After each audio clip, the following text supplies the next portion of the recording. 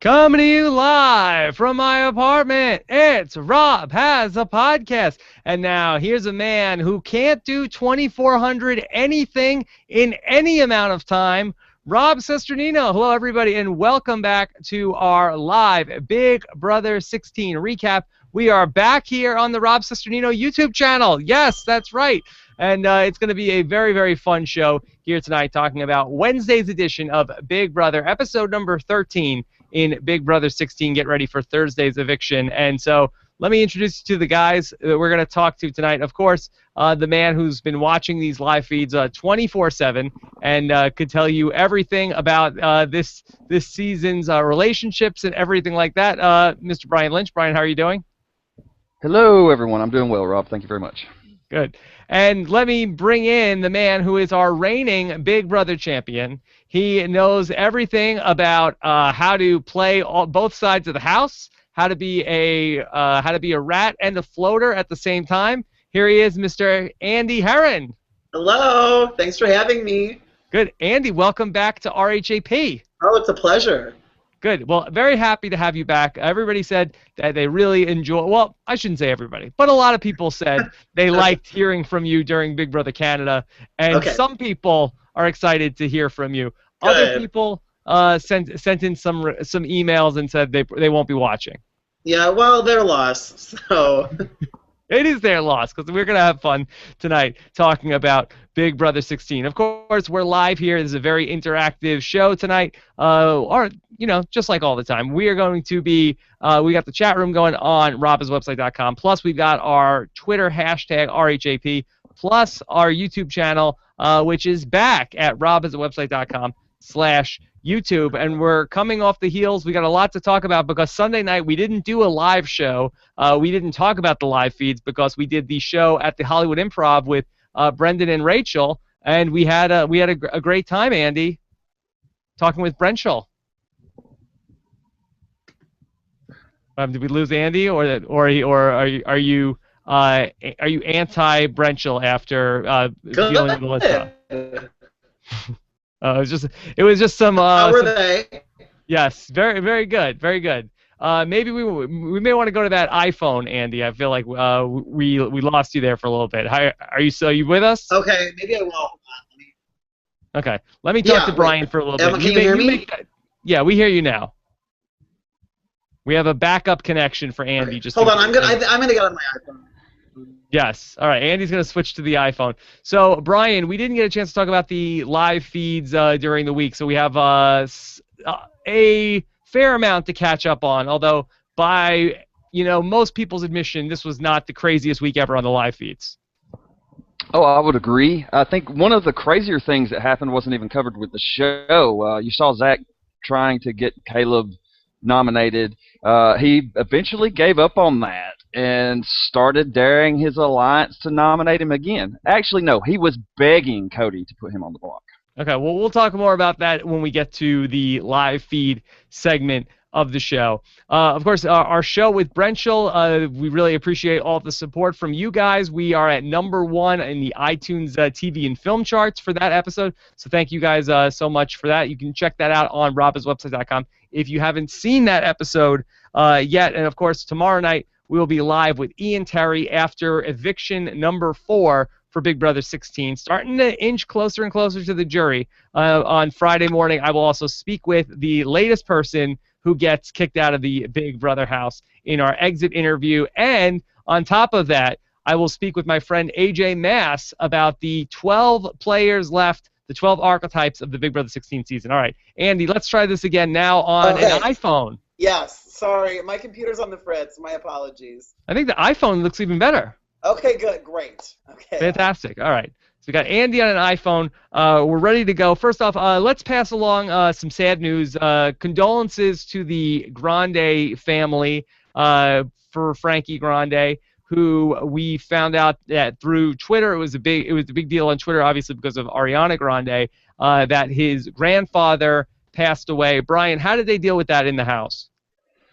Right when the show was airing tonight, they called Frankie in to the diary room and let him know that his grandfather passed away. They also gave him a letter from a family member. I'm not sure if it was from his sister or parents or whatever, but they told him that his grandfather, before he passed, said that he did not want Frankie to leave the house to attend the funeral or anything. He wanted him to, follow his dream. And how's he taking it? It's been excruciatingly painful to watch. Zach's taking it real hard. I don't know. It's just like this has been horrible to watch. Okay. Well, we're thinking of Frankie this week. It's a tough thing to go through, especially to go through it while being monitored by the cameras 24/7. So tough stuff to deal with for Frankie Grandy.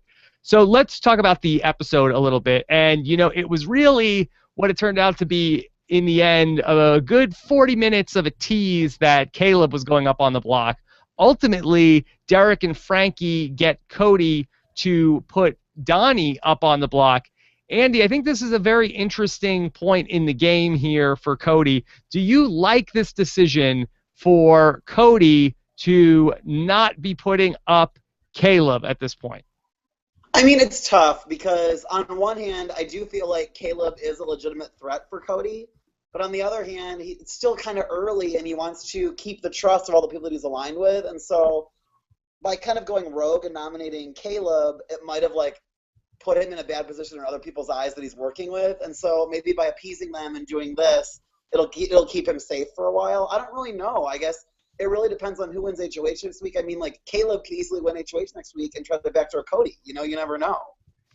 Yeah, I've really gone through this a couple different times after watching the episode, and I don't really know what is best for Cody. I mean, on the one hand, I feel like, well, Cody is acting very emotionally and saying, I've got to get rid of Caleb because he's coming after me, and the whole thing with Amber, and then it seemed like the whole thing at the veto ceremony put him over the edge, and I feel like acting emotionally is probably never going to be the right move, whether it's Survivor or Big Brother. So I feel like that's probably the wrong move to go for.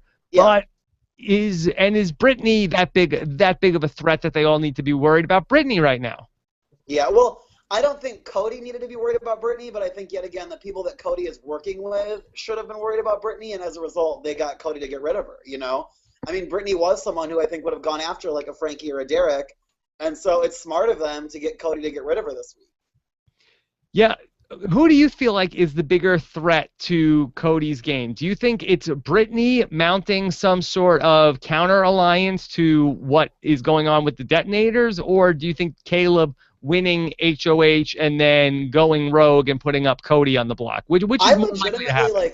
I legitimately worry about Caleb for sure. I mean, Brittany, I still don't think. I mean, I think Brittany's a goner. I think Brittany will leave tomorrow night. But I think even if Brittany didn't, I don't think she has the skills to rally an army. I really don't. I don't think she's a great Big Brother player. She's bad at telling people what they want to hear. She always says the wrong thing, I feel like. And so I don't really think she has. I think she's got good ideas, but I think her execution is problematic. Yeah, and I kind of feel like even though she's not good, I feel like there's a better chance so that people will follow her and do what she wants to do over really who's ever going with Caleb. I mean, does Caleb have anybody that would listen to him? Let's say he got the HOH and he's like, Cody's my target. I'm going after him. He's trying to get on my girl, and I'm going to take him out this week. I'm putting him on the block. And even if he did that, is anybody in the house going along with that plan? Yeah, I don't know. I mean, yeah, that's the thing. Cody has so many allies that I really don't think it would, I guess it would just depend on who we put up against him, but I don't think that a lot of people would really care if they appeased Caleb's wishes. And then Cody ultimately ends up putting Donny up on the block. Now, Donny seems to be the guy in the house that you have a conference with, and you tell him, Donny, you know what? You're right. Everything's good. I'm not nominating you this week. You're good. Yeah, everything's golden, Donny. And then Donny goes up on the block. We saw that with Nicole. We see him with Cody. Do you think it was a good move to put Donny up on the block because Donny is such a pushover that if you just after it's over you say you're sorry, he's gonna say, I can't blame you for I think Donny is a lot more shrewd than people think. I think that Donny, I think if Donny got HOH next week, it would send the house into complete chaos, which is what I'm kind of hoping for. But at the same time, I think in Cody's situation this time, I don't think it'll come back to really bite him in the ass because I think that Donny has other people in his sights other than Cody. Yeah, it's really a interesting spot because I feel like in some ways all of the power players in the house are sort of aligned together, and I kind of feel like, was there a point in Big Brother 15 where back when Amanda and Helen were both sort of on the same page and they were sort of picking off the people who, like the Alyssas and the Howards of the world, the people who were sort of outside the major alliance, where there's one big block of power and then picking off a couple people that are outside that block? Yeah, oh yeah. I mean, for the first probably 5 or 6, or maybe I would say the first 5 weeks, Helen and Amanda were totally banded together. And I feel like the moment that I realized that I wanted to choose Amanda over Helen was when because Helen was the one that wanted to draw first blood. Helen came to me and she was like, "We have to get rid of Amanda." And in that moment, I was like, "Oh, Helen's not as loyal as Amanda is, because Amanda's not trying to get rid of Helen, but Helen's trying to get rid of Amanda." And so I feel like it was maybe around week 6 or so that started to fracture, and the two of them started to butt heads a lot more. Do you think that we're headed on a similar trajectory here in Big Brother 16? Because we have, sort of the big 4 guys who are in the detonators in in Cody, Frankie, Derrick, and Zach. You have those 4 guys. Plus, you also have Christine, who sort of links in Hayden and Nicole. And that's sort of one amoeba-like group there. And Donny is kind of with them through Team America. To a degree, and so he's not the target right now. And then Caleb is also sort of linked to that group. Do you think that that's going to just split down the middle at some point? I kind of do. I mean, it's going to have to. I mean, that's too many people to successfully work together after a couple weeks. It's going to have to split down the middle. And so I think that the biggest casualties of that could possibly be Derrick and Frankie. I think that people are going to see them as the big players, and I think that they're going to be the Helens and the Amandas, where I bet Derrick and Frankie will get 7th and 8th place, or you know what I'm saying. I think they'll be out mid-jury. Okay, Brian, I'd like to know from your vantage point of watching the live feeds, has anybody in the house made the comparison of Frankie playing the Andy game at this point?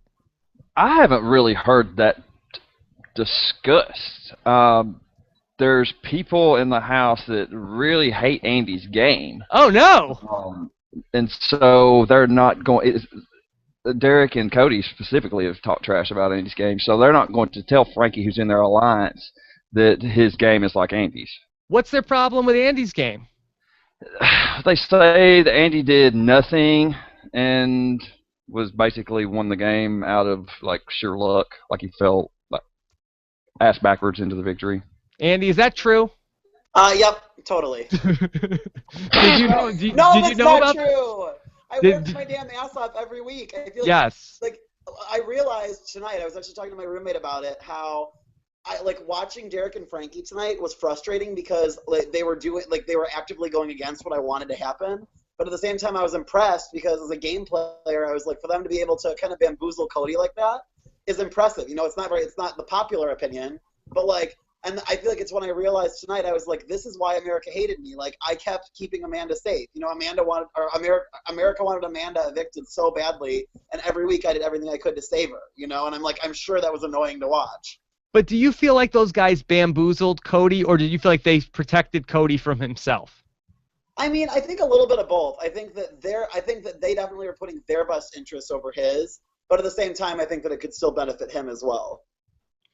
Do you think that this is the point where America turned on Cody, whether or not it was the right move for his game? It seemed like this whole episode was a setup for, okay, this is when Cody is going to turn on crazy stalker guy Caleb, and he's going to take out Caleb, who is greedy, who has this thing for Amber, and then he stole the $5,000 from Nicole. He's going on the block this week, and then Cody ultimately got either a lack of conviction or got tricked to not put him up, and then put up America's sweetheart, Donny, after he promised Donny, hey, I'm not going to put you on the block this week. Yeah, I mean, I think that America is very frustrated with Cody for sure. I mean, this the way that this episode was edited, I mean, I think it was setting that up. I mean, I think that America was supposed to be frustrated with Cody by the end of this episode. Yeah. Are you frustrated with Cody? No, I'm okay with Cody still. I mean, we'll see if it comes back to bite him, but I don't think putting up Donny was a terrible decision. Let's go back to Frankie, because I feel like that there are some similarities in Frankie's game so far to the game that you played, and I wonder, and the reason why I asked Brian about this was because I feel like if somebody is whether it's consciously or unconsciously, doing a lot of the things that you did in the game, are they going to be much more suspicious of that following your game last season? Do you feel like there are similarities between how you played and how Frankie's been playing? Yeah, I mean, I feel like people will tweet at me whenever I'm mentioned, and I feel like a lot of times, like, people have mentioned a lot already this season that people are playing my game. Like, if they see someone, like, talking to lots of people one night, or if they, like, have someone coming and ratting people out, they'll be like, oh, this person's playing an Andy game, And so I feel like people are more aware of it. But I think the big difference between me and Frankie is Frankie absolutely, like, must be the center of attention at all times, and I never in a million years ever wanted to be the center of attention. That's so fair. I think it's going to come back to bite him in the ass. Like, Frankie's problem is that all he does is talk when all he should be doing is listening. I mean, I would go into a room and I would just sit there and listen, and Frankie goes into a room and he just dominates it and starts talking, Yeah. So, yeah, it's almost the opposite. So if you were a rat floater, what would Frankie be? What's the opposite of that? I don't know, because he's a rat for sure, but I feel like I don't know. I don't really know what I would call that. And I mean, like, I feel like I've been starting to embrace the floater title just because, I mean, it takes a lot of work to float to power and to have everyone like you. And, like, the thing is, I feel like Frankie wants to be known as this, like, big game player, and I was the opposite yet again. I wanted everyone to think that I was just, like, meek and quiet and had nobody. And as a result, they kept me around, even though every week I knew exactly what was happening, Yeah. I know. I feel like we talk about this almost every episode now, but the word floater is misconstrued. There's sort of like totally. there's two things. There's one person who's sort of like gets power by not necessarily winning competitions, but just through manipulation. That's one thing, and then the other thing is sort of just being a Jocasta that sort of well, sort of I mean, corpse. I got a ton of crap for never winning competitions for the first half of the season, but I was like, why on earth would I have won a competition? I didn't have to, If I would have won, I would have had to nominate people. I would have had to get people mad at me, and I was just like, I'm totally safe, Now, Brian Gold in the chat room says that Christine's game is really the one that's the most close to Andy. How do you feel about that? I agree with that. I think Christine, I mean, not to toot my own horn, but I think Christine is in a very good position.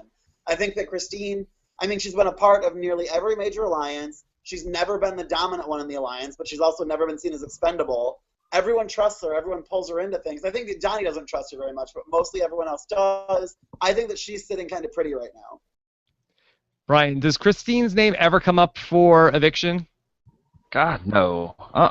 Not at all. I mean, she's like perfectly positioned. I mean, she's in the huge alliance in a spot where she can break off immediately with physical threats like Hayden to take out big players if she wants to at any time. Yep, totally. That's. And I was looking at the Joker's poll, and the fans hate her, which I feel like is yet again. I feel like fans hate the people that are playing the best game because like they want people to, what I'm saying? Like they love the underdog. Like fans love Brittany. And I think that Brittany is like a terrible Big Brother player, and fans hate Christine, who I think is a very good Big Brother player. Brian, why do the fans hate Christine? The fans hate Christine. I asked people this question, and the responses basically were just a mixture of she's an evil biatch and she's playing a really good game. She's an evil biatch. Okay. I like Christine. Christine was my pick, Andy. Mine too. Yes. All right, we're on the same page. She does talk a lot of trash. That's one of the reasons. She liked me, though. She says a lot of good things about me, so I'm into that. Okay. Let's talk about some of the other players in the house. I feel like Zach is starting to really feel confident in the game, and I feel like that confidence is really starting to exude itself, especially in the diary room. And he is becoming, a more and more, thrilled with himself so far in the game. Do you think that Zach is somebody who's playing a good game this season? I think yes and no. I think Zach has good. I think Zach has good instincts sometimes, but I think also Zach is also way too impulsive. Zach just like runs his mouth without thinking all the time, and I think it's definitely going to get him into trouble. But I do think that he's a smart guy. I do think that he has the right motivations a lot of the time, but like I said, he just does not think before he speaks, which is very problematic. Yeah, I feel like Zach is somebody who, he definitely is a showman, but I feel like is somebody who, as soon as somebody was talking about a big move, he was like, "Yeah, we got to do it. We got to." You hear that? Like he was all on board with the whole backdooring Caleb idea, and it is still early. There's still 2 months in this game to be making big moves like that. I agree. It's early. Let's talk about Victoria, because I'm really starting to feel like production really hates Victoria. What do you think about that? I am obsessed with Victoria. I just love the edit that she is getting. I think that she's so funny. Like, I mean, and I say this like ironically, but I really want Victoria to last for a while, just because I think that she's so entertaining and like the joke edit that she is receiving. And I agree. I do think production kind of hates her. But like if you watch the feeds, Victoria is feeds gold. Like she says the weirdest things, and I can't get enough of her. Brian, have you thought that Victoria is feed gold? Not really. I mean, she was kind of absent, but after that Crow story, I mean, she's just been on the feeds a lot more, and she does say like ridiculous stuff. Even in the diary room, she's talking about touchdown in soccer. Yes.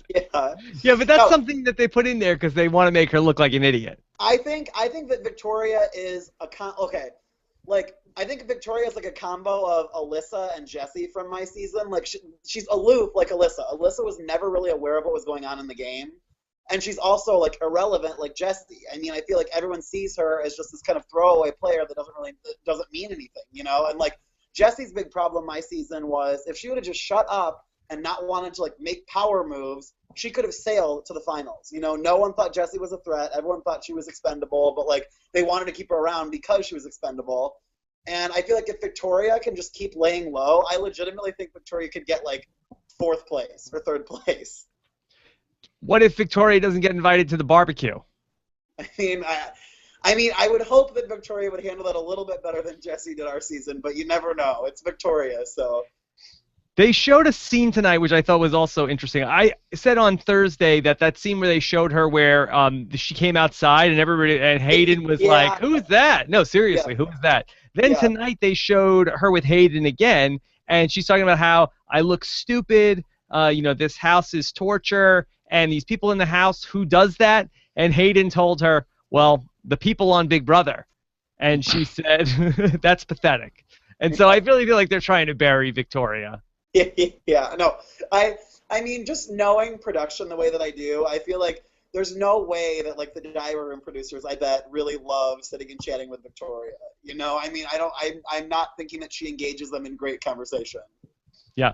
So let's talk about Derrick, because people are also saying that Derrick is the guy who we should be on the lookout for. And I feel like it's a very slow transformation that Derrick is going through from the guy that went into the house to somehow he's turned into Turtle from Entourage. Yeah. So let's talk about Derrick, and who really didn't say much throughout the entire episode up until the point where it was time for Frankie to tell Derrick that Cody wanted to nominate Caleb to go up on the block, and then he just came in and shut it down. Yeah.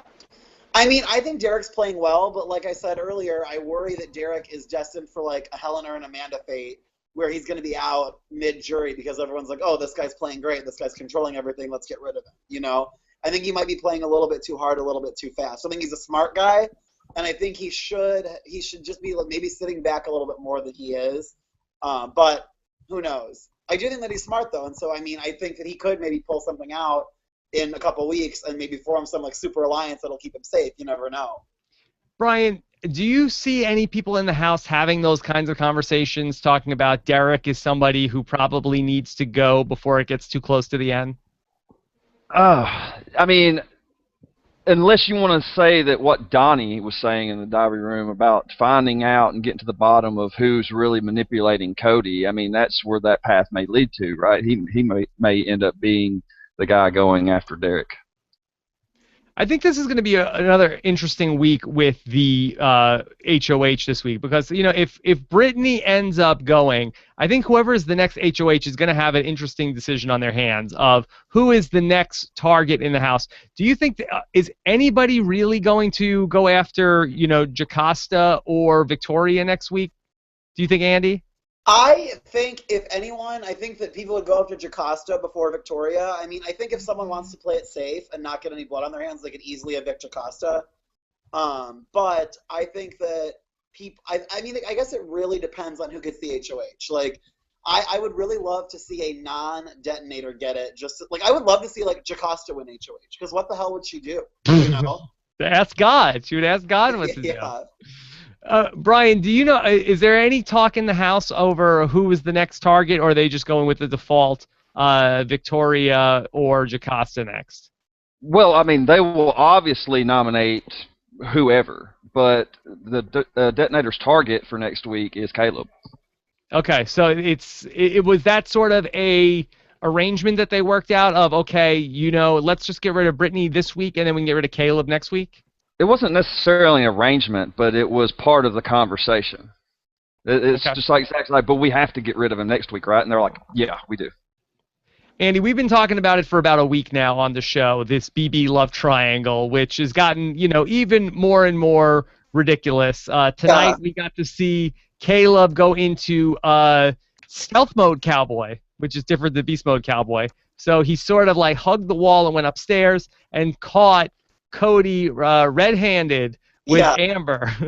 I mean, there was so much about that scene that I thought was absolutely absurd. Number one, the fact that Caleb thought he could sneak into the HOH room. We actually, like, as a joke one night last season, we're all trying to do that and just watching and laughing because there's no way you can do it. You can see everything in the hallway. Like, him being against the wall meant nothing. And then number two, I loved it when he was sitting there just, I mean, like, the editing on this show is anything but subtle whatsoever. When he's holding a fake sword/knife, staring at Amber and Cody, like, it doesn't get much better than that, I feel like. Yeah, but you could say that's the editing, but wasn't he doing that? I mean, it looked like everybody was wearing the same clothes and it was in the same. Oh no, I mean, I guess I just mean, like, them choosing to show that, like I feel like the symbolism that they were showing. Oh, sure. That's what I meant, was anything but subtle. But, I mean, Caleb is the one that actually did pick up a fake dagger as he's staring at them. Yeah. Shooting them daggers. It was awesome. It was great. But if you were Cody, just as a game player, would you put yourself in these situations where, you know, Amber is like, he's the one, you know, he's rubbing her hands and he's, you know, always snuggling up with her. And I guess when you're as ridiculously good looking as Cody, you know, these things just come naturally to you.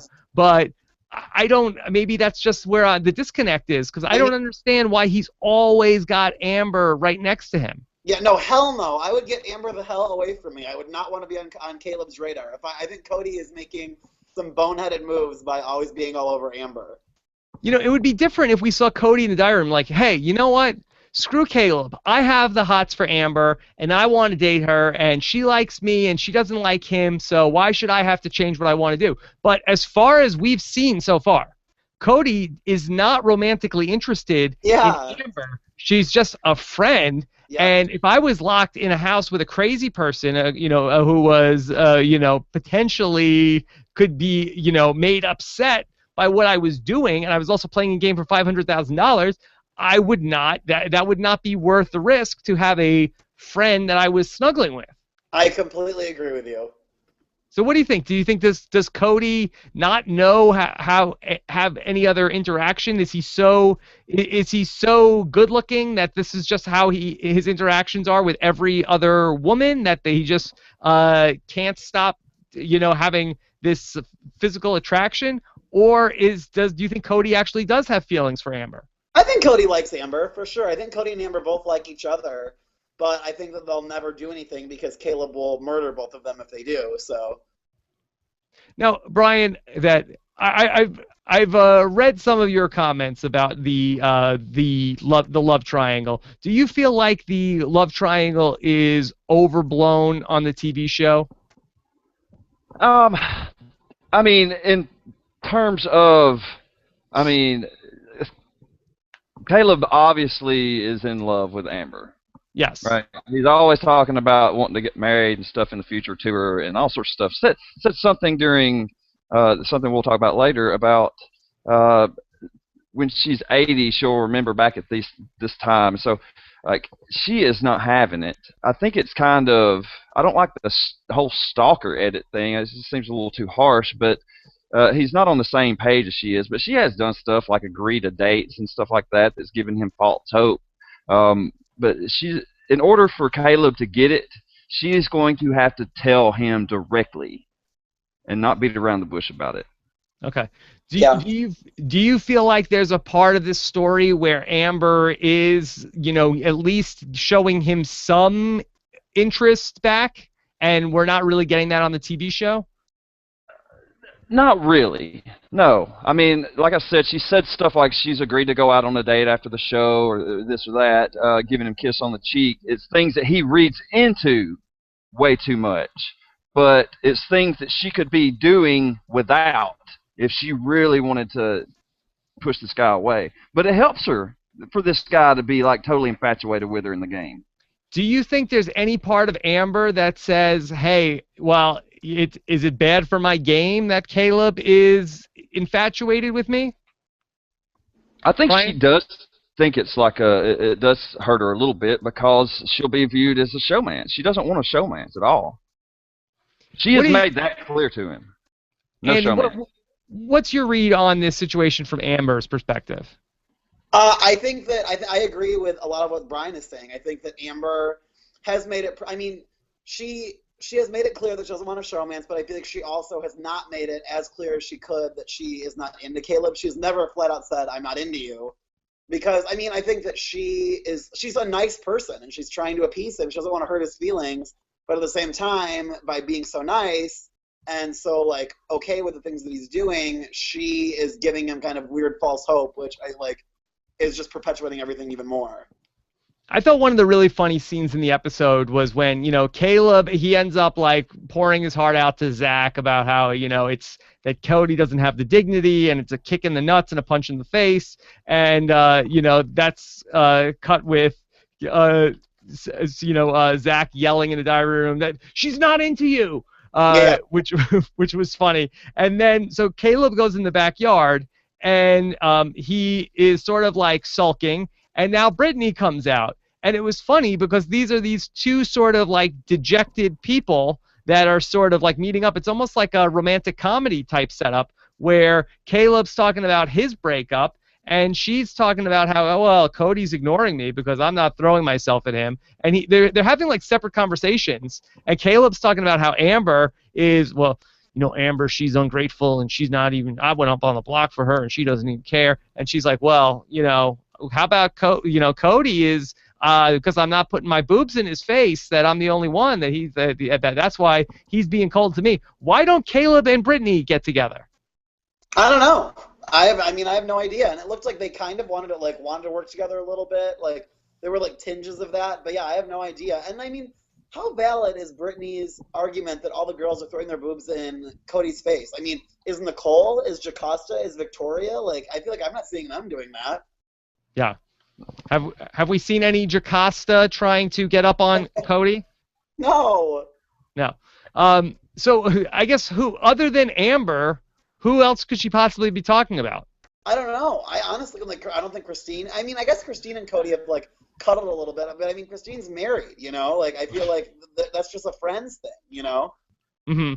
Yeah, I think it's a good point. So Brittany is, also, is very upset with Cody as well, and she's also very upset that she's gotten paired up with Victoria. Andy, do you think that the Battle of the Block is doing what it's supposed to be doing at this point? I mean, yes and no. I feel like the Battle of the Block, I mean, with people throwing it and stuff, I mean, I feel like we've seen that more than once now. which I feel like as just someone who likes watching the show, it's always kind of boring to watch a competition like that you know someone is throwing. But I mean, it seems like everyone's been getting out their target. You know, I mean, I guess with the exception of Devin when he got out Paula, but like other than that, it seems like it's been okay. Well, speaking of the competitions, let's talk about the veto competition, which was our Yankee swap veto. Yeah. And there was definitely an interesting ending to the veto competition. So Caleb actually wins the competition. He has the choice to either take the power of veto from Victoria or take $5,000 from Nicole. Now, do you have any thoughts on this decision from Caleb's perspective?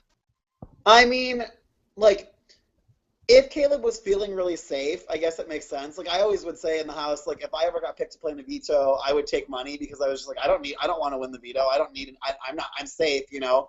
But I do think that the position that Caleb was in, it might not have been the smartest move because I feel like I said, it distanced him from a lot of people that thought he was working with. Brian, did Caleb have any sense this week that he was in the mix for replacement nominee? No, of course not. He doesn't have any clue about what's going on in the game. He still thinks that the bomb squad is still together. But this actually does expose a little bit of like part of the problem with Cody's game, right? He was saying that Caleb and Brittany are working together, and then in that he gets all mad because he gives up the veto to Victoria, and now obviously they're not working together. But Caleb's just insane. Yeah, Caleb is totally nuts. Okay. I don't blame him for going after the money, though. But, you know, Zach kind of got roped into that, and they said that it was no different what Zach did taking the vacation and not taking the veto. Well, that doesn't make any sense to me because if you're in the middle of that Yankee swap, and Andy, you would be able to speak better to this, what's the etiquette on that? If you're like what Zach would have to pick the 4th place prize, I think? Yeah. Okay, so that Zach had the choice, you know, he got the Germany trip, and there had already been the power of veto and the butt kick had been selected already. Is there any problem with Zach keeping his Germany trip? No, it would be dumb for Zach to take the veto because he knows someone's going to take it from him, you know? I mean, Victoria was still in the game. Of course, if Victoria is now officially a spot higher than him or 2 spots higher than him, she'll take the veto if he takes it, and then he gets stuck with a terrible prize. I think he was smart keeping the trip. What did you think about the penalty kick competition? They do 2,400 soccer kicks in one day. That was so brutal. I honestly cannot think of a task that I have on Big Brother that was worse than that. I mean, I guess maybe 24-hour solitary confinement is terrible. No, this was worse. But this was way worse, I think. This was so physically demanding and strenuous on her.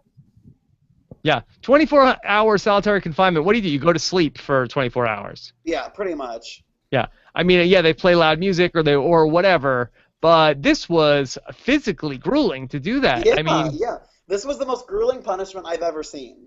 I think so. It was really, really tough. What did you think of butt kicks?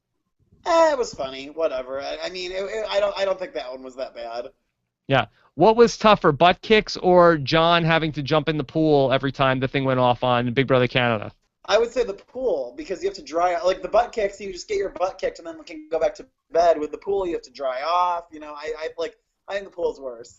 I think both of them ended up doing the thing when the bell didn't even go off. Yeah, which I like. Yes. I feel like all of these punishments were like our season. The punishments were kind of funny. Like these were actually kind of like Brittany's was so intense. So let's see. I want to get into taking some questions. Scott, do we have any non-spoiler questions queued up? Let's take some questions with Andy, then we'll talk about what's been going on the live feeds a little bit. So Scott St. Pierre has the questions, and let's go ahead and bring them on to the show. Questions for Andy Herren, Big Brother 15 winner. The Wipeout 2001 says, "Hi Rob, what do you think? Who do you think will make the Hall of Fame of best player for their first season?" Is that a thing? Are we having the Big Brother Hall of Fame? Andy Herren. Yeah. What? Who? I'm not sure. You just been inducted into the Big Brother Hall of Fame, Andy. Congratulations. Oh, thank you so much. I feel so honored. Congrats. Okay, let's take a question from Sheena123. Andy, if you were in this season, who would you align with and why? I really, really, really like the trio of Hayden, Nicole, and Christine. I think if I was in there, I would want to work with the three of them. And at the same time, I feel like I would want to work with Derrick, but I would keep Derrick pretty close, and then I would cut him. Like, I feel like Derrick would be like my Amanda, you know? I would let him be aggressive. I would let him get the work done, and then come final 7, final 6, I would get rid of him and then go further with Christine, Hayden, and Nicole. Okay. What are the detonators doing that the moving company did not do? I just feel like the detonators, I mean, they trimmed the fat. You know, they knew that Caleb and Devin were the weak links, and so they got rid of them. The moving company had weak links in, like, Howard and Nick. I mean, I guess Nick was the architect of it, so even though he's a weak link, like, you probably can't get rid of him. But, like, the moving company's problem was that they picked people that weren't compatible, you know? I mean, they picked bad game players. Like, Howard was a terrible, terrible, terrible player, as was Jeremy, as was Nick. The only good players in the moving company were Spencer and McCrae, you know? Okay. Let's go to Amazing Race Know-It-All, who says, will the detonators be the new exterminators, or are they not clever enough to succeed all the way? Well, Andy, I don't think we even need you to answer this. No, they will not. I agree. And here's the difference, though. That you could say, will they be the next brigade? Because the exterminators is something that didn't come together until late in the game. Yeah. It's a totally different thing. Totally. So one thing is an alliance that stayed together the whole way, which is almost unheard of on Big Brother with the brigade.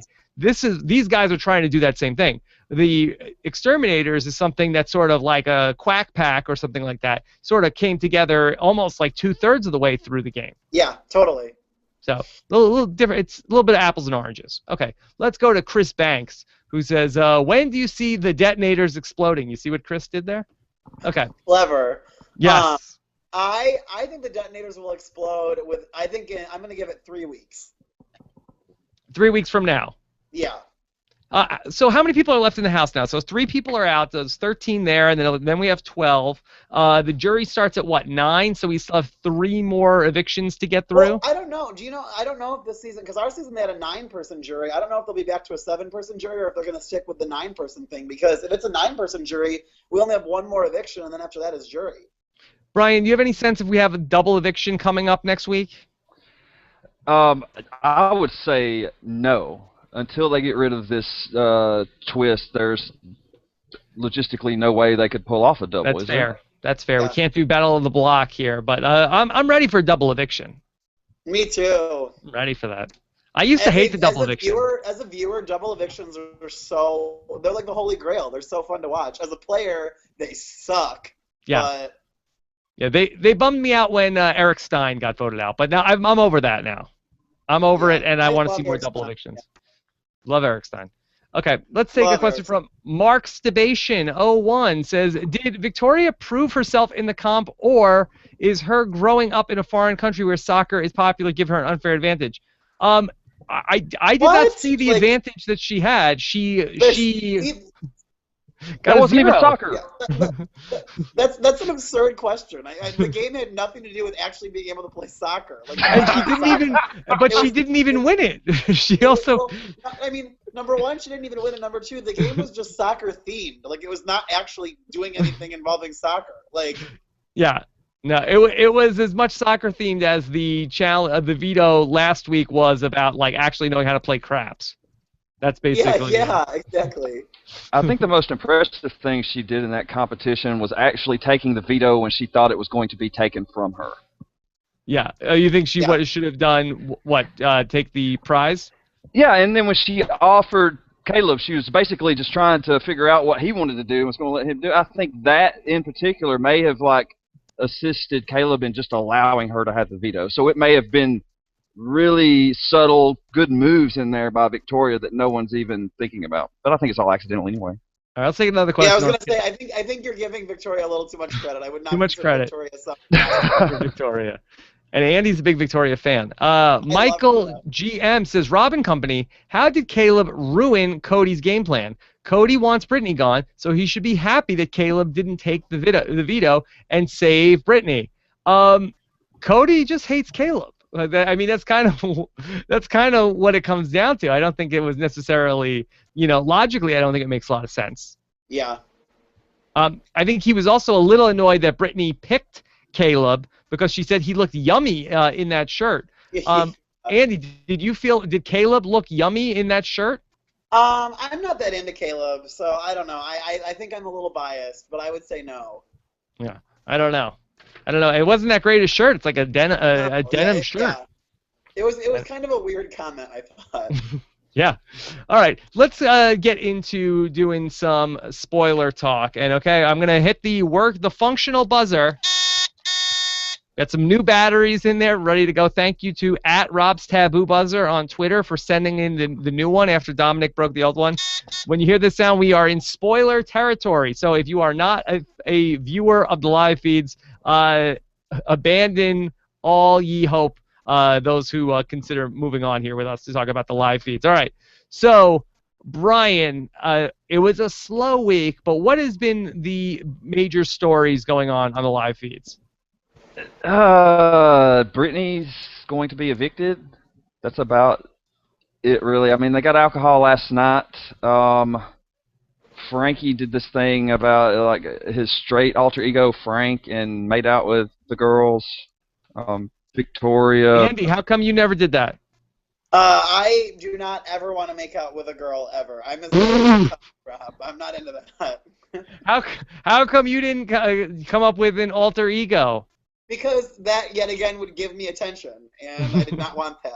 I was like a sliver of myself even. Like if I'm a 10 in real life, I was a 4 in the Big Brother house. I wanted to be a nothing. Okay, so and did the girls like making out with Frank? Victoria kind of followed him around for a while, but this morning she felt kind of embarrassed and said she thought that her family would kick her out of the house, and Zach said, well, that's fine, you can just come move in with me and get married. Whoa. So, Brian, if Frank went out on a date with Alex, how would we classify that relationship? Strange. Strange? Yeah, I wouldn't know what to think of that. If Frank made out with Alex, Andy, do you have a read on that? No, I guess I don't really have. I haven't seen enough of Frank on the live feeds to really know what he's like. I did get to experience a lot of Alex, but I don't know. I mean, I feel like, but Frank seems like a ladies' man. I don't know if Frank would go for Alex. I wonder if their kids would have pink or blue hair. Yeah. I don't know. Okay, so let's talk about some of the other stuff going on. Is the Nicole and Hayden showmance heating up, Brian? Yes, it is. They were caught making out. Well, not caught. We caught them making out in the dark, under the covers, and then, of course, running from each other like little children afterwards. Okay. Do Hayden and Nicole have a couple name yet? What is it? Hey Cole or I don't know. What do you know, Andy? I have no idea. I hate those stupid couple nicknames, so I'm just going to pretend that I don't know what. I mean, I don't know what it is, but I'm going to hope that it stays that way. Was Macranda coined in the house, or was it something that was coined in the outside world? I was thinking about this the other day. I don't remember. Like, I think that it was the outside world. I don't think that I think in the house it was always Amanda and McCrae, or McCrae and Amanda, I don't think we ever said it in the house. Okay. At least, I wouldn't have, because like I said, I think it's stupid. But I think they may have guessed one time and guessed correctly what it would have been, because Macranda just makes sense, right? Yeah. Okay. Brian, what is the vote count looking like for this week? Okay, so we're going to have 10 people voting. Is it going to be another 10-0 vote? I'm going to assume that it is, just because of precedent in the House. I thought at one point, Caleb's just clueless. He might not even know how to vote, but I assume that they will tell him, because if they don't and he throws a vote out the wrong way and he wins HOH, then he's going to be coming after somebody for not telling him, right? I guess so. Even like the Jocastas of the world, they're not even going to give a vote for Brittany? There may be sympathy votes thrown out there, but I think because Donny is on the block against her, it's just easy to stick with Donny. Do we think that there's a prospect for a Devin and Brittany relationship now that if they both get out of the house? Oh, who and who? Yeah. Andy, I feel like Thursday's show might be anticlimactic here. As if Brittany's going to go home. I and think all of these evictions have been anticlimactic. I mean, like, there's so far they've been nearly unanimous every time, right? I mean, Zach versus Pow Pow was a good eviction show. No, I agree with that. But the other ones I feel like have been very, very predictable. Yeah, I don't really know what they're going to fill it with. Do you think that Big Jeff will go and visit anybody's family this week? Oh, who knows? Yeah, I don't know. I'm trying to think of who's. You know what? I would love to see Big Jeff and Victoria's family. I wonder how that would go. But all right, everybody, we're here with Victoria's family, and we're ready to talk about her. What do you think of your daughter, Victoria, on Big Brother? Like, who is Victoria? Who is what? Who? Yeah. Your daughter, Victoria. She's on Big Brother. We don't. Who's Victoria? Who? I don't know. All right. So let's fire away with a few more questions now. Now, nothing is off limit here. We're in the veto, past the veto ceremony. This is all things are in bounds here. Even Victoria's soccer shots. Everything's in bounds. Okay. This is from Riley Rage. Says, thoughts on the newest Team America challenge? Oh, good question. Okay, so Team America has to. I didn't even understand this. It was like start a rumor that what was the rumor? Hide someone's belongings and get them to blame someone else. Okay, or B is get two people to fight at a nomination ceremony? Or a POV ceremony. Yeah, was that like a big ratings bump when that happened with Devin? So they're like, how do we make this happen again? Well, whenever there's a fight at these ceremonies, you know, the feeders don't see them, so it kicks us all up in a frenzy wanting to know what happened, and it you know, boosts enthusiasm for the next show, I believe. Okay. Andy, better twist, MVP or Team America? I just hate, like, I mean, don't get me, I like the MVP because it benefited me, but, like, I think they're both kind of crappy. Like, I feel like the MVP was destined to fail because it was going to go to Alyssa every week, and it kind of made it not that compelling. And then I think Team America is, like, I don't know, I think these tasks are, like, I just don't want them to ruin people's game. You know what I'm saying? Like, I don't, like, it's annoying to me that, like, if they hide someone's stuff and blame someone else, what if, like, that person then gets evicted for something they didn't do, you know? So what do you endorse that we tell people to vote for, A or B? I don't know. I honestly don't care. I've never voted for any of the Team America tasks. I'm not that into Team America. No, like, no offense. I love Big Brother, but I just, like, do not love the Team America twist all that much. Should we go back to voting for what should the have-nots eat this week? Should it be A, bagels and bologna? Have they just cut have-nots out of the? I mean, I know that they're still doing it, but they have not been showing it on the edited show, have they? They don't have have-nots this week because of the tracker thing, like, and it's going to be based off of that next week, I believe. But I still feel like for a while they weren't showing the have-nots. Like, I feel like they did that first week, and then I don't think they did again. Yeah, I feel like it's a good point of if you have-nots and don't tell us about them, what's the point of having them? Yeah, being a have-not sucks. Like, at least give the people a little bit of TV time if they're doing it. Yeah, I think they cut it out because they keep volunteering. There's no drama in the selection. Yeah, okay. Brian, what was going on this week with the date nights in the house? Well, yeah, that was last night during, like, the alcohol thing. When they got alcohol, Caleb had a date night set up for Amber, and Nicole went and warned Amber that it was going to happen, and she started freaking out, and then eventually agreed when Caleb sprung it on her that she would go to the date. And they just went out there and sat and talked for a while. I mean, there was some decent content to what they were talking about. I think Amber wanted to talk more game, but Caleb got her to open up about some family stuff. And there was a cancer story she had shared, and now that we're dealing with cancer again today, it's just, you know, it's just sad. Was there a thawing at all between Caleb and Amber, or things are pretty much exactly what they were before? She just was there to not hurt his feelings. She's not going to hurt his. She don't want to hurt his feelings. Yeah. But I mean, of course, she's got to get it through her head. what's going to hurt his feelings the most is when he gets home and watches this show. Yeah, that's going to be tough stuff. She's not saving him any heartache at all. Andy, what's better for Caleb? Should he go into jury or should he go out pre-jury? What's going to be better for his long-term mental stability? Oh, man. I don't know. There are a lot of factors to give into that. I mean, if he goes to jury and Amber is in jury with him, like, that could mess him up. But if he also goes to jury and, like, let's say Amber gets evicted next week and then he goes to jury, like, not knowing what she's doing on the outside world could really mess him up. I mean, I feel like it really has to do with what happened, where Amber ends up as well. Could you imagine if this whole Cody, Amber, Caleb triangle spills over into the jury house?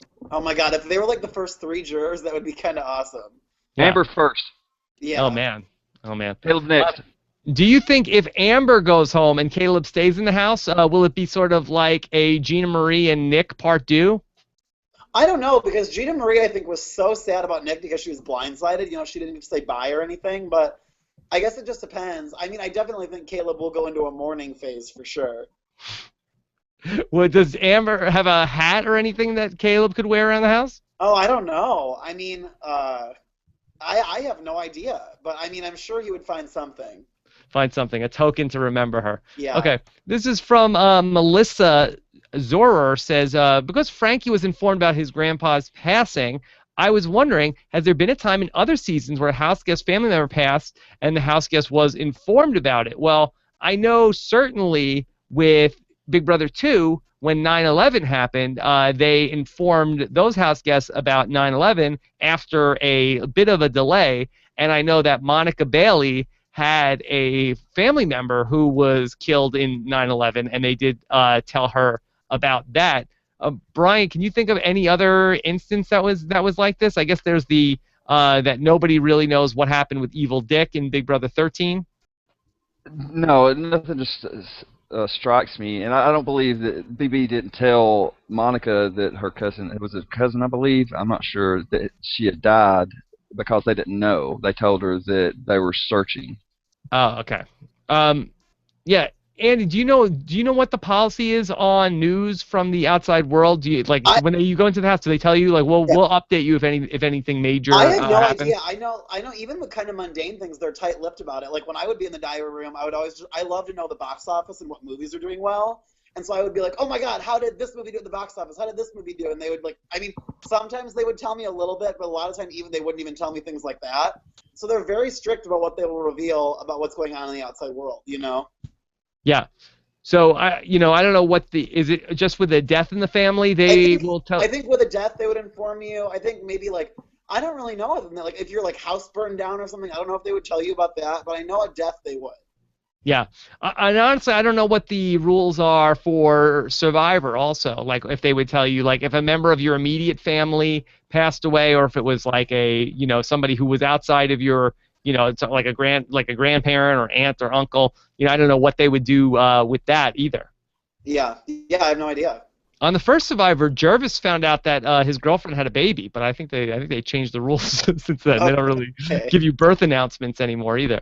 Okay, let's go to Sam Lane, who said, Andy, what do you think of Victoria's gameplay? P.S. You're my ultimate favorite winner, BB, ever. I love your floater rat beautiful face. Oh my God. Oh wow. Oh my gosh. I'm big so admirer. flattered. Am I blushing?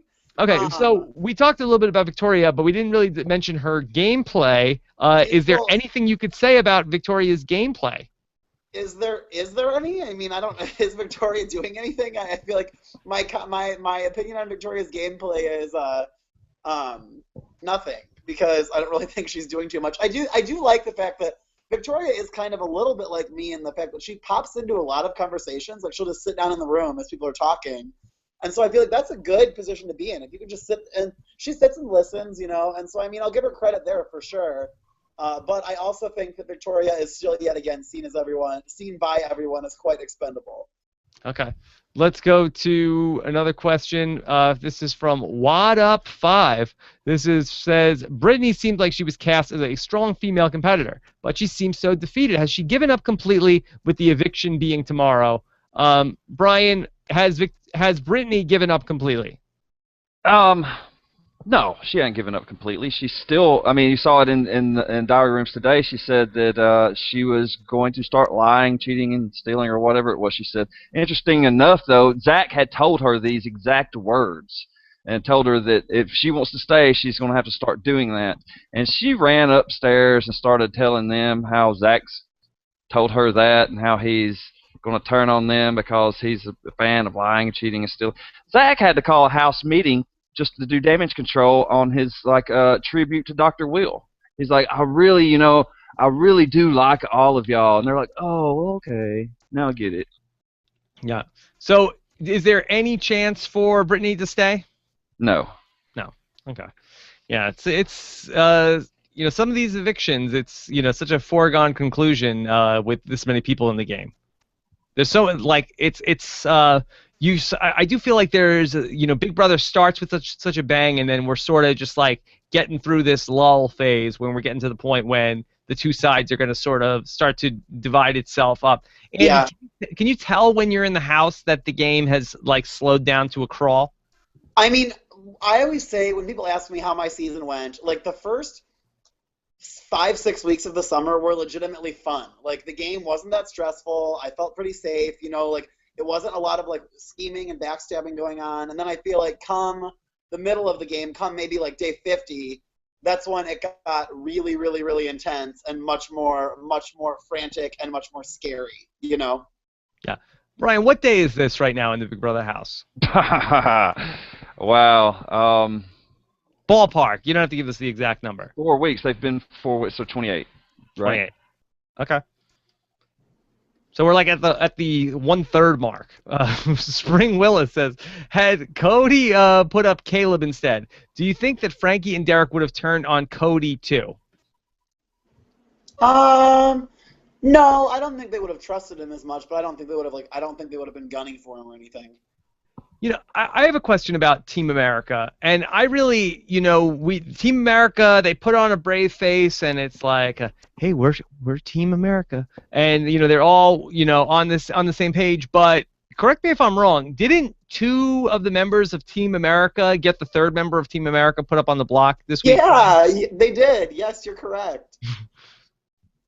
But him being in that alliance may actually be what's preventing him from being evicted, though. If he wasn't in Team America, he might be going home this week. Yeah. So is Team America a real thing at all? Like, are these 3 guys just going through the motions, or are they actually aligned in some way? I think they're aligned. I think they'll be aligned until they can no longer be aligned anymore. I think that they have different needs and motivations, but at the same time, I think for right now they're okay. But why don't Derrick and Frankie say, okay, let's just get rid of Donny, and then me and you are Team America? Yeah, I don't know. I don't even know how does that work? If Donny is eliminated, do we still have a Team America? Will they still have tasks? I don't know. If they got rid of Team America, Brittany might be the next person invited into Team America. I guess so. And if production wants Donny to stick around, can they say like, hey guys, Team America, it's all or nothing. You gotta if Donny goes out, then there's no more Team America, no more money. Yeah, I mean they easily could. So I don't know. Even if they don't say that on the show, could they say that? I don't know. This is from Natalie Kuchik, who says, who has the most alliances and how long until they get found out for playing multiple sides? Okay, Brian, who do you think this person is? The most alliances has got to be, God, it's got to be Derrick, I think. Yeah, Derrick has the most alliances. Andy, you co-sign that? I would say that. I would say Derrick or Frankie, or maybe even Christine. Okay. And do you feel like, as somebody who had a lot of alliances, what is the biggest thing that they need to worry about? I mean, they just need to make sure that all of their bases are covered. I mean, it's exhausting. You have to be everywhere at all times to make sure people aren't talking. You have to, number 1, convince everybody that you're their best friend, and then number 2, be listening and be watching to make sure that those people aren't talking to other people that you've said the exact same thing to. Okay, let's take 2 more questions. This is from Jack Zisman, who wants to say, are any of these girls heads in the game? These guys will just dump them one by one. Andy, I disagree with that. A lot of people are like, oh, the girls need to work together, and it's just like, I think that some of these girls don't really have their head in the game, but I think others do. Like, I think Nicole and I think that Christine really do. I think their heads are for sure in the game. I think you're seeing more and more every day that goes by that Amber's head is in the game. She's fighting more recently. But, yeah, so I don't think that the men are just going to pick up all the women.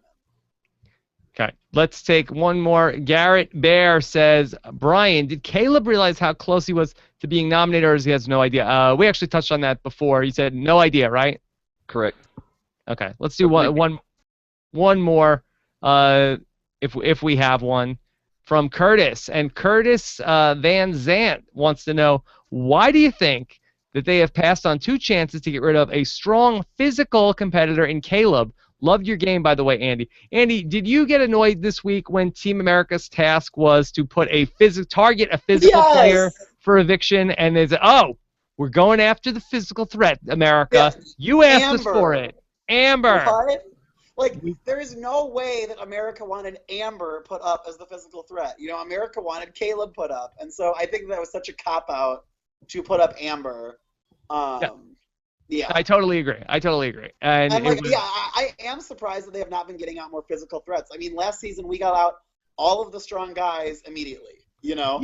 Even in the voiceover tonight, really. Previously on Big Brother, Team America went after the physical threat, Amber. Like, no! Stop that. Stop that, that physical threat. And even Amber was like, hey, I won the Battle of the Block. I'm a competitor. And it's like, you played against people who didn't even know what they were doing. Amber's lucky that they didn't choose Floater, because she would just be being labeled a floater for the rest of her life instead of a physical threat. Yeah, if America picked A, they would have said the same exact thing. Like, America, you wanted a floater on the block. We put Amber up. You know, or they would have picked a different person. They would have said like Victoria. But they did exactly what they were going to do. They didn't change. They're stealing money. Yeah. Okay. I think that was a really easy $5,000 for sure. All right, Andy. For tomorrow night, okay. Who will be the next HOH? Who will be? Give me one of the 2 people. I don't know. I think it might be a questionnaire. And so if it's a questionnaire, I don't know. I want it to be someone outrageous. Like, I want it to be like Donny or Hayden or like Jocasta or Victoria. I want it to be a non-detonator member, because I think it would send the house into chaos. I worry about Christine and Nicole and Hayden, because I really like those guys too, but I feel like that they're fine right where they are. Nobody's worrying about them. Don't go on the radar and go win in the HOH. You know what? I'm gonna go with what I want, and I'm gonna say I want Jocasta to win HOH tomorrow night. What will the contest have to be for Jocasta to win HOH? I think it's gonna be a questionnaire. I really do. I think it's gonna be like a true or a false or an A or a B kind of thing. They haven't done any of those yet. But does Jocasta know anything? I don't know. She seems like a pretty smart person. She knows how to speak in tongues. Yeah. Yeah. I got a couple of comments from people that was she speaking llama during Sunday night's episode? I have no idea, but whatever it was glorious. It was amazing. It was fantastic. I watched a clip on CBS.com where she was talking to Caleb, and again, she's talking and making no sense about what Caleb needs. She was like giving him advice, and it was like did not make any sense what she was saying. I'm just imagining Jocasta in the HOH room and everyone having to come talk to her and reason with her. I really, really want Jocasta to win. Yeah. I mean, when she gets the HOH room, you know, who wants to see my pictures? It'll be, you know, like a stained glass window of like all these religious things. So it would be very humorous. Lots of basket full of bow ties. And, stool softener would be fantastic. I really did love the episode where she was nominated but couldn't sit in the chair, and they just had a bow tie sitting in her place. I thought that was awesome. That was very, very good. All right. Andy, thank you again. Great spot here on Rob as a Podcast. You come back anytime, Andy. Oh, okay. I love doing this. I'll for sure be back. Good. It's a long season. Yeah. Yeah, I didn't want to waste you this early, but you know, I wanted to get you on. I hope we do get you back again. Oh yeah, for sure. Later on along the way. All right, Thursday night we'll be live with Ian Terry, 10:15 p.m. To talk about that guy. Ian Terry? Yeah. Just not kidding. A fan? I'm just kidding. I love Ian. I'm just kidding. Okay. Yeah. Let me go back to the live feeds. So, is there one person that has offended you with what they've said about you that you are taking? Have you taken any offense to anybody in the No, house? I mean, I talked so much crap while I was in the house about former house guests that I do not take offense to anything. I mean, Caleb routinely compares me to Victoria, which I mean, kind of just makes me want to blow my brains out. But I'm just like, I mean, whatever. Caleb's an idiot. Caleb does not understand Big Brother, so I can't be too mad about what he says. That's right. That's right. Yeah. Don't be offended. All Yeah. right. So, follow Andy on Twitter. He's at Andy Herren, right? Correct. That's right. All right, and then we'll be back on Thursday night to talk with Ian Terry after the eviction, and then don't forget on Friday I will speak with probably Brittany, unless some sort of a miracle happens. Otherwise, we will talk with Donny. Oh my God, that'll be so exciting! I feel like Jeff Schroeder. Yep. Donnie's the best. Be fantastic. All right. Thanks, everybody, for checking this out. Tell us what you think in the comments as usual. And come on back on Thursday night and make sure you don't miss an episode of Rob Has a Podcast. Either subscribe to the video feed on YouTube at robhasawebsite.com/YouTube, or you can subscribe to Rob Has a Podcast. Our BB podcast feed only is at robhasawebsite.com/BB podcast, or for all of our shows, robhasawebsite.com/iTunes. Have a great night, everybody. We'll talk to you again soon.